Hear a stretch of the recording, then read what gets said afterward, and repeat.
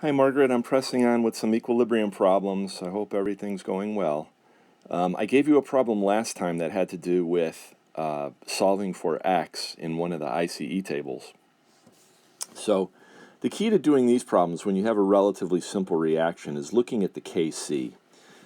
If the equilibrium constant is something like fairly large, like around whole numbers or even fractions like 0.1 or something like that, you probably have to go through the quadratic formula.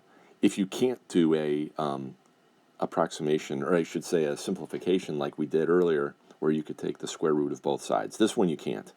So notice the Kc ends up being x squared over 0.1 minus x is equal to 33.3. I rearranged this for you, and again, I don't know what the rules are in your class about using your calculator, but I just used the Google calculator and got two roots, 0.0997 and minus 33.4. Remember that when you get two roots, one of the answers isn't going to make any sense in the context of a chemistry problem. And so what I did is I took the one that did make sense, I plugged it into the x's, and I got my final concentrations.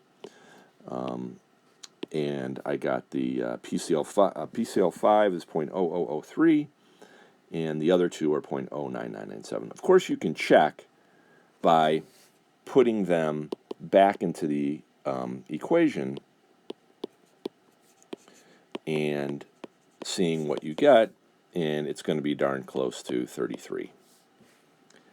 So the next one I did is with a Kc that is really small. This is where you can make the approximation. You still have to be careful, though. Take a look at the ICE table. First of all, they gave you two concentrations that were not the same. You have to keep mindful of that. The other thing is when you do your change line, remember you do minus x's and plus x's depending on what the coefficients are. Both of the reactants have a coefficient of 1, the product has a coefficient of 2, so that's why I did minus x, and plus 2x. If you combine the initial line with the change line, you get your equilibrium line, and you could plug that into your equilibrium expression. Don't forget that because of this 2, not only is it 2x inside the parentheses, you have to square that expression. Now notice down here, since they started you with different concentrations, I can't just do something squared and take the square root of both sides. You're actually going to have to multiply it out. However, because the Kc is small, you can assume the x is small. Basically, we're going to say that this little change is so small that I could ignore it. And so I rewrote my Kc expression.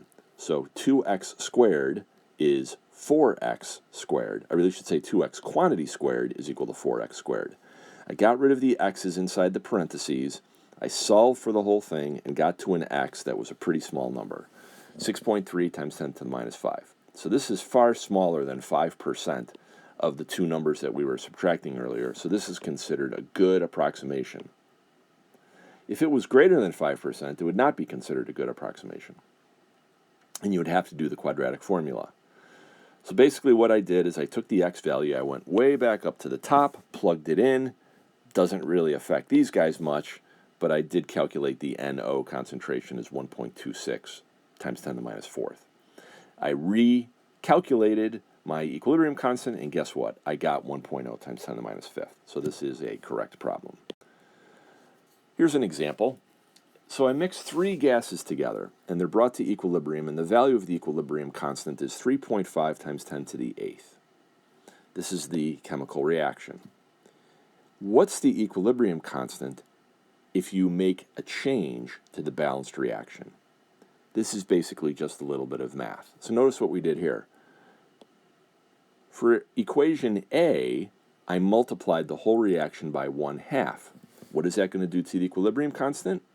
Well, it's going to be the first equilibrium constant raised to the 1/2 power. So, whatever I had originally, my new one is the same thing, but all the concentrations are raised to the 1/2 power, and you can see that that ends up simplifying to 1.9 times 10 to the 4th. A pretty simple expression. What if you write the reaction in reverse? How does that change the equilibrium constant? Well, simply, that's the inverse of the ratio, and so it's 1 over the original k, and so I got 2.9 times 10 to the minus 9th. So your turn. I gave you an equilibrium constant, 2.5 times 10 to the minus 29th for this reaction.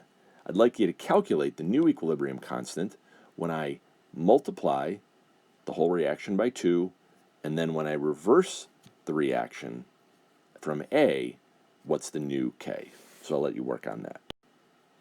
Here's another example. Butane and isobutane form an equilibrium where the isobutane, the numerator, is 2.50. Now assume the equilibrium is established in a 1 liter flask with the concentration of butane is 0.005 and the isobutane is 0.0125. Then 0.0150 moles of butane was added.